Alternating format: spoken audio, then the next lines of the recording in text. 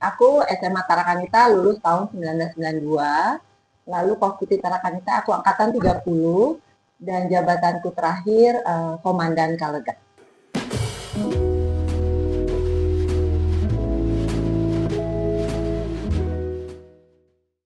Sebenarnya sih saya fans Tarakanita dari SMP kali ya. Kalau Tarakanita main dulu saya sering datang lihat gitu. Terus kalau bahkan kalau ada pawai dulu gitu tuh saya tahu itu Tarakanita, saya bisa kan dulu masih nyetir sendiri, parkir di mana, stop, cari tempat parkir terus turun lari-lari nonton gitu ya. Terus tahun 84 tiba-tiba ada dari Tarakanita yang datang ke tempat saya lupa namanya siapa gitu, terus minta mau bikin kostum untuk marching band Tarakanita. Terus baru saya pikir, waduh, ini kan sebagai fans berat Tarakanita kan pas diminta gitu, waduh ini kehormatan. Itu saya langsung bilang gini, pokoknya saya bikinin.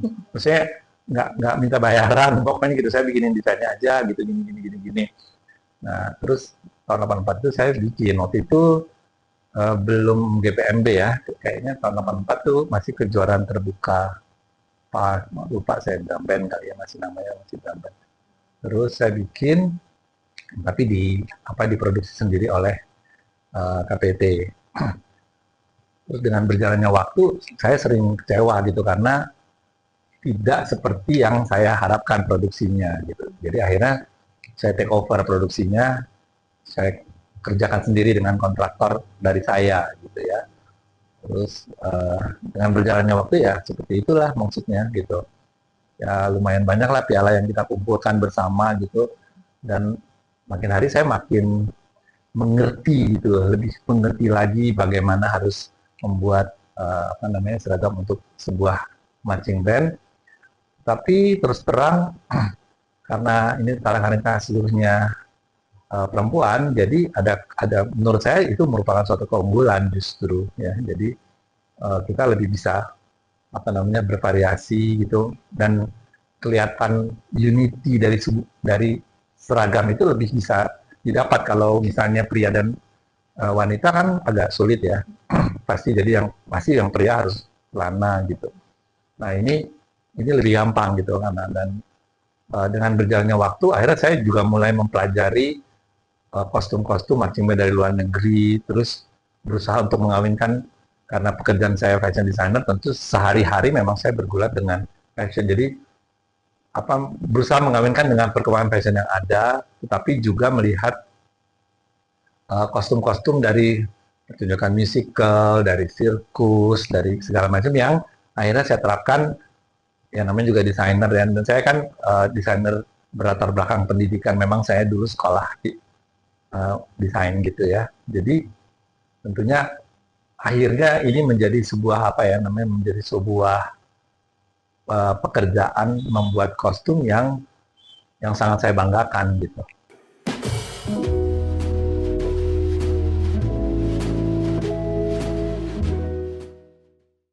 Aku cerita dulu ya. Aku tuh diajak untuk masuk ke dalam pelatih. Itu aku inget banget Masir ngomong kain yang minta aku tahun 96. Aku masih kuliah di Bandung. Terus waktu itu memang ngajarnya masih rival ya, karena mungkin waktu itu Mark udah nggak ada, jadi yang ngajar rival belum ada. Jadi aku masuk. Tapi kayak di tahun berapa ya, aku lupa. Biasanya kan emang yang ngurusin cosnya ada asisten 6. Tapi ada satu masa asisten 6 itu kayaknya nggak aktif gitu. Pokoknya Cosi kayaknya frustasi banget lah waktu itu ngurusin baju. Jadi akhirnya Kak Yeni dan Mas Kirla, tolong Cosi gitu. Jadi kayaknya di tahun 96 atau 97 gitu deh, kita akhirnya kayak berkolaborasi, kita kayak partner ya. Jadi kalau Cosi kenapa-napa gitu, jadi kayak di lapangan Mas Kir atau kayak ini udah tinggal ngelirik aku gitu tentang baju. Tapi berjalannya waktu kok menyenangkan gitu loh, maksudnya aku berdua tuh kan kita dapat ya. Ya, dan saya juga merasa terbantukan karena mungkin kan lebih bisa mengetahui tentang rencana koreografi, gerakan dan sebagainya di awal. Jadi nggak harus selalu, tapi saya masih tetap turun ke ke tempat berlatih Iya. untuk melihat latihan supaya menangkap lebih Iya. banyak bajunya nanti dipakainya untuk gerakan-gerakan seperti apa. Dan menurut saya itu mungkin keunggulan saya dibandingkan sebab marching band yang lain juga ada yang memakai desainer-desainer yang sekaliber saya, tetapi yang saya tahu mereka nggak turun ke lapangan, mereka tidak pernah, bahkan waktu udah jadi seragamnya nggak nonton. Kalau saya kan nonton dan tidak menonton hanya Tarakanita, tapi juga belajar dari marching band yang lain, sehingga mungkin dengan berjalannya waktu boleh dikatakan saya menjadi lebih expert ya dalam mendesain kostum untuk sebuah marching band.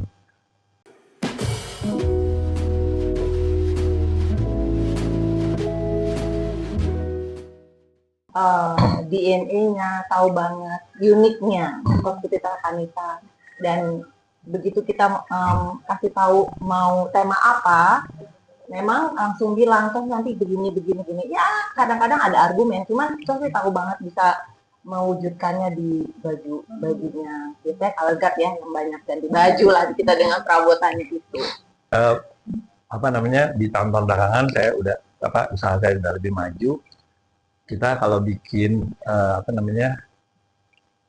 Field Commander, saya sih udah nggak lihat budget. Oh ya. Bikinnya udah pokoknya apa yang saya mau bikin mesti terjadi gitu. Nggak ada duitnya nggak apa-apa, saya tombokin sendiri gitu. Kadang-kadang bahannya pun soalnya nenteng dari luar negeri. Dari luar negeri khusus buat si Field Commander ya, karena payetnya tuh beda, ininya beda. Makanya kadang-kadang dulu biasanya tuh saya yang jemput ke sini, khusus bajunya itu untuk saya anterin langsung, karena biasanya jadi -1 ya, karena benar-benar pas mau dipakai ya, pokoknya coba lapangan atau apa tuh baru jadilah bajunya Field Commander. Gitu. Karena ide kasarnya ada, tetapi saya selalu melihat setelah display jadi, Field Commander itu merupakan touch untuk the whole kekuatan marching band Tarakanita gitu. Jadi biasanya memang jadinya belakangan. Sentuhan akhirnya ya. Kalau di fashion show kayak aksesoris touch terakhirnya gitu ya. Oh ini mesti ditambahin begini supaya, kan saya setiap tahun selalu nonton ya. Bahkan keluar negeri, keluar kota dulu saya juga nonton gitu kalau Tarakanita main gitu di beda. Maksudnya saya mengadakan waktu untuk pergi gitu. Jadi saya biasanya tahu pas masuk nih mesti begini gitu. Nah itu akhirnya menjadi sesuatu yang addicted ya buat kita untuk membuat sesuatu yang begitu pintu dibuka atau begitu muncul si Field Commander ini, pokoknya satu stadion mesti takjub gitu. Dan so far kita berhasil. Jadi kalau dulu menjelang GPB kan setiap tahun ya, jadi itu Desember kita berdua tuh kayak 911 gitu loh teleponnya, kapanpun gitu. Jadi kalau tiba-tiba aku ingat apa atau Chelsea ingat apa tuh kita ini gini berantem. Kadang-kadang aku juga desainer ngetop gue marah-marahin kadang-kadang gitu ya. Cuman karena ya saking kita sangat ingin sesuatu yang terbaik ya buat adik-adik. Kadang-kadang saya maksudnya maksa gitu ya. Jadi kebanyakan asisten 6 terus belakangan Lala yang tersiksa gitu. Pokoknya saya mau stockingnya begini gitu. Ada di Mangga 2, pergi ke Mangga 2 kan it's an effort ya. Macet, jauh, terus rame gitu ya. Atau kadang-kadang saya ingat tuh pernah mahkota yang kayak sirkam gitu kan, saya maksa banget gitu. Nah itu pokoknya harus ada dari itu harganya. Dan itu aku turun untuk karena aku tahu daripada kerja bolak-balik, jadi aku yang harus ini kayak gini, karena untuk kadang-kadang cocok kan suka instruksinya kan pokoknya gini, mau gini oke. Terus itu oke, kayak gimana ya, karena kan kayak legging, kayak stocking gitu kan, sampai aku harus nyetir si cici Mangga 2 gitu, enggak, ini maunya belang sebelah ini gitu. Jadi tapi akhirnya si cici itu kayaknya every year kita pesan sama dia ya, karena dia banyak lah, maksudnya banyak dalam perjalanan membuat kostum KPT itu sepatu, terus sarung tangan. Saya pernah ngetik sarung tangan dari butik di Singapura loh. Karena saya mau sarung tangannya gold dan nggak ada, dicari di mana-mana nggak ada.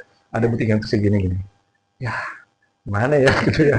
Maksudnya kalau dibebankan ke Tarakanita kayaknya mahal gitu ya. Kayak nanti kita juga pernah dimarah-marahin juga sama orang tua murid. Saya juga pernah loh dimarahin karena kenapa budgetnya sebesar itu gitu. Akhirnya saya gini, ya udah deh, lo yang mau gitu ya lo beli deh, pinjemin deh ke Tarakanita, dipinjemin dipakai sekali pokok-pokok rusak. Tapi ya nggak apa-apa, yang penting keinginan kita untuk tampil semaksimal mungkin tentu tetap sesuai dengan situasi dan kondisi, ya puji Tuhan sih Iya. selalu kecapaian. Dan jadi pulangnya tuh ya saya terus terang bilang mau dapat piala nggak dapat piala, sayanya happy gitu. Dan itu kan biasanya di penghujung tahun, jadi kayaknya menutup tahun dengan menonton Tarkam itu benar-benar happy gitu.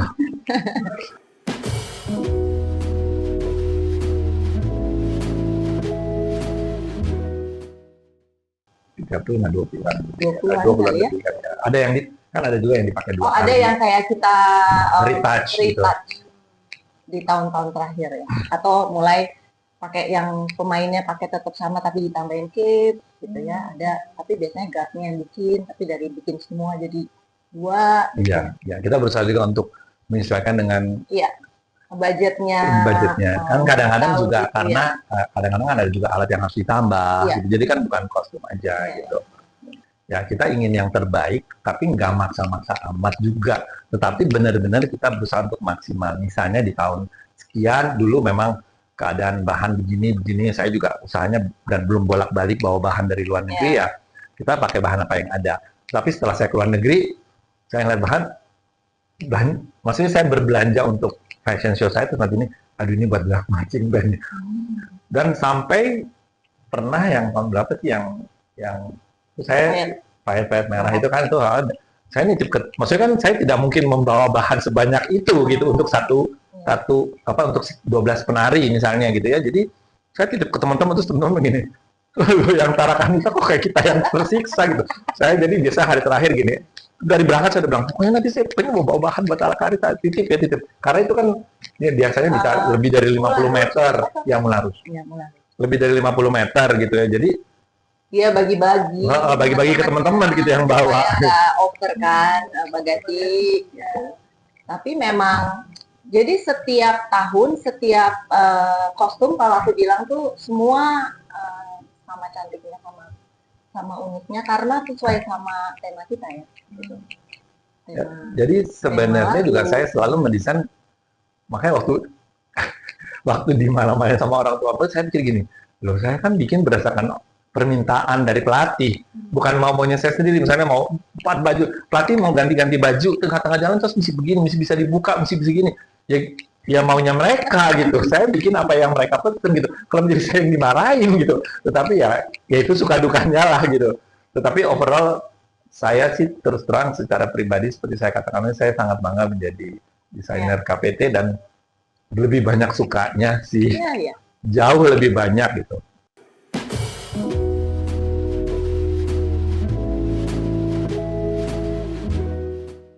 Sangat memorable karena di situ kita nggak ada bala bantuan, jadi semua pelatih ngurusin barang, ngangkut barang semua. Tapi seru banget ya. Seru banget. Karena aku nggak tidur karena kita nempelin stiker tuh, pelatih nempelin stiker untuk bendera. Ingat nggak pertama kali stiker kotak-kotak supaya efeknya di bendera. Nah itu kita pokoknya nempelin sendiri, kita bold. Tapi itu seru banget. Seru banget dan saya sempat argue yang keras banget. Ya? Karena waktu mau defile, saya bilang itu baju Balinya dipakai di atas yang kostum Jurassic Park. Zaman ini nggak mungkin, ngapain? Saya bilang itu mungkin. Jadi itu kita berantem udah ribut, akhirnya saya bilang gini, saya desainer ya, saya desainernya ya, kamu dengar sama saya gitu. Terus dipakai dan cocok gitu maksudnya. Jadi waktu itu kita mau pakai baju apa nih, karena gitu terus mau pakai Jurassic Park itu bajunya yang modelnya ada sayapnya, ada sayapnya. Tapi kita juga bawa sesuatu Indonesia, kipas sama itu legong Bali.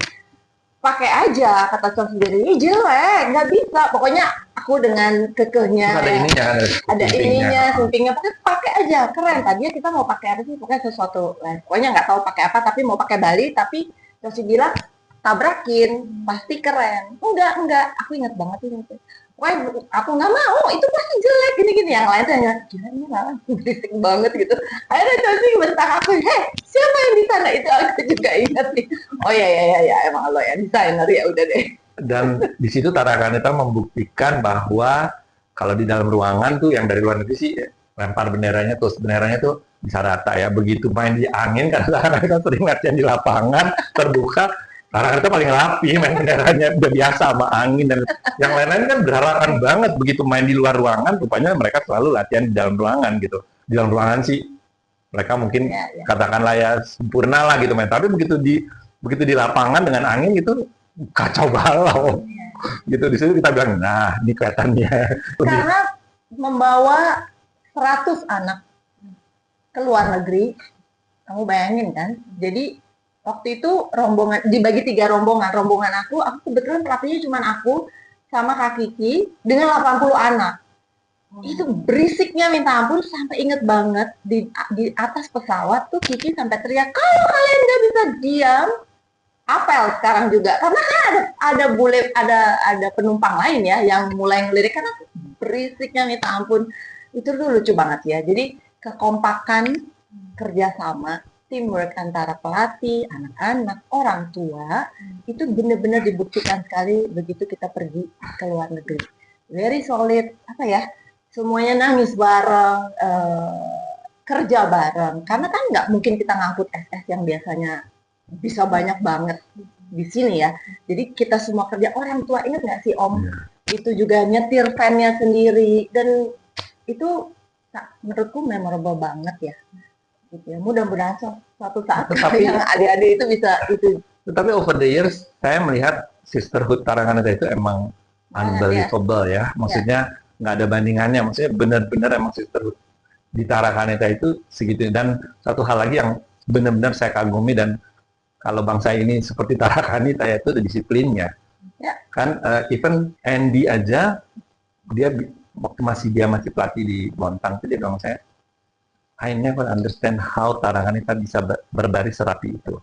Dia bilang dia pelatih dari Amerika dan Bontang juga termasuk yang kita. Dia bilang saya nggak ngerti how do those girls do it, memang gitu.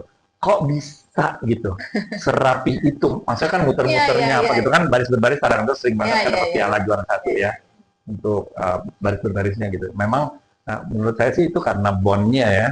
Jadi ada bond yang keras, yang kenceng, dan ada disiplin yang hebat banget di Tarakanita yang membuat Tarakanita seperti itu.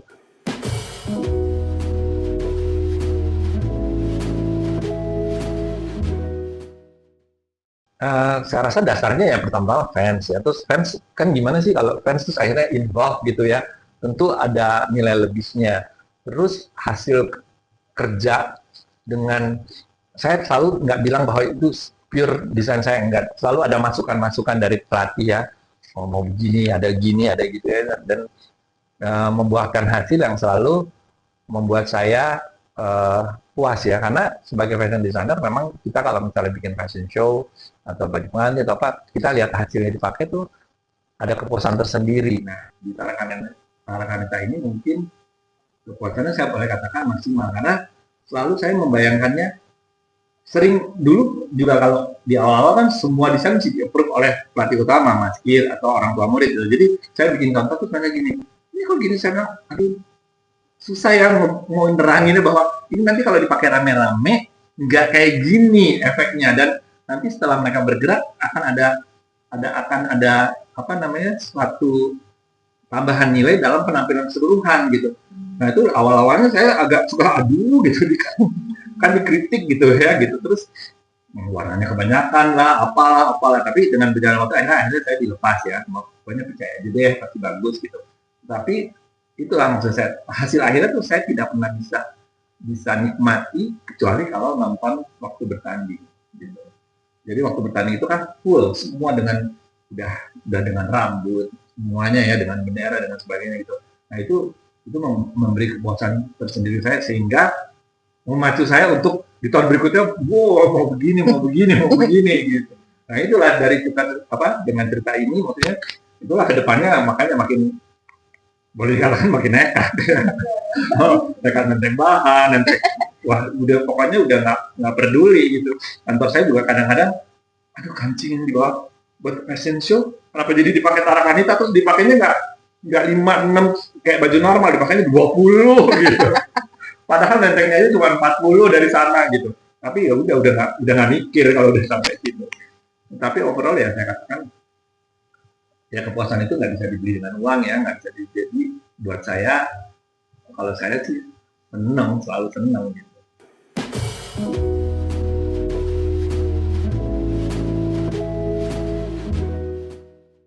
Disiplin, tepat waktu, itu menurutku sampai kapanpun. Karena saya kan udah punya anak ya, udah gede-gede anaknya. Jadi saya selalu bilang disiplin itu bukan sesuatu yang instan.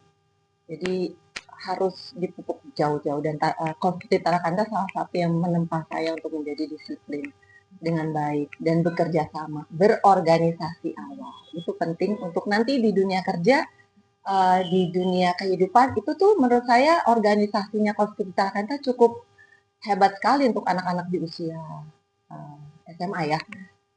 Kerjasama antara asisten, event, dengan orang tua, dengan guru, dengan pelatih, itu kan kita ditempa untuk bagaimana berkarakter, bagaimana menghadapi orang yang lebih tua, lebih muda, siapapun, sehingga akhirnya nanti menjadi kebiasaan, menjadi habit. Akhirnya begitu kita tua, kita bisa menjadi berkarakter yang kuat, berprinsip. Ya, honestly, menurut saya ya, disiplin di diterapkan oleh Tarakanda itu one of a kind ya. Maksudnya saya melihat, saya banyak juga kan melihat marching band. Dan saya sendiri pernah main marching band gitu juga ya. Akhirnya main juga di GPMB gitu. Ya, dengan supporter Tarakanda. Jadi di Garuda ya. saya berapa kali ke GPMB juga, walaupun usianya udah lumayan. Ya, tapi ya itulah, kalau dibandingkan disiplin itu ya mereka disiplinnya memang lain daripada yang lain. Saya katakan one of a kind, dan kalau kita lihat di apa yang lebih dunia yang lebih luas itu, saya bertemu dengan anak-anak dari mana, memang mereka menonjol. Akhirnya misalnya di bank saya ketemu, di dunia entertainment saya ketemu gitu ya, memang ada nilai lebih karena mereka bekas anak KPT, Konflik Tarakanda.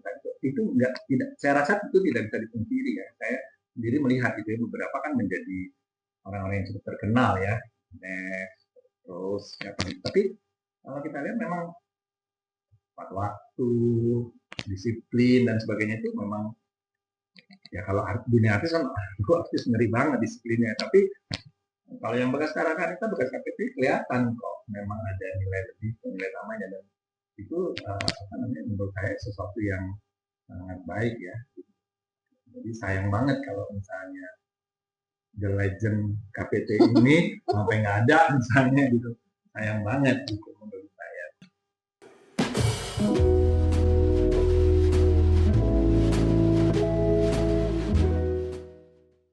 Oke, untuk adik-adik semua, Konflik Tarakanda, semangat terus latihan, tetap berjuang untuk supaya KPT selalu ada, karena saya yakin kalian terus akan membawa nama Kos Putih Tarakanda dengan baik. Dan selamat ulang tahun untuk Kos Putih Tarakanda yang ke-60, selalu jaya kapanpun itu. Semoga terus tetap ada sampai kapanpun juga. Ya, untuk adik-adik, saya boleh bilang adik-adik karena walaupun saya umurnya lebih tua dari orang tua Tarakanda, saya tetap manggil tante dan om, dan saya tetap dipanggil kakak. Iya, paling enak. Jadi, ya. Untuk adik-adik semua, pertahankanlah apa yang ada ini. Maksudnya KPT ini harus tetap ada, harus tetap jaya. Dan sayang sekali ya, itu legend, dan menjadi bagian dari legend itu saya rasa ada suatu kehormatan. Jadi, pertahankanlah kehormatan ini ya. Bagaimanapun situasi dan kondisinya tetap harus ada Tarakanda. So, selamat ulang tahun ke-60 untuk Kos Putih Tarakanda. Terus jaya, terus maju, dan terus menjadi teladan bagi banyak orang.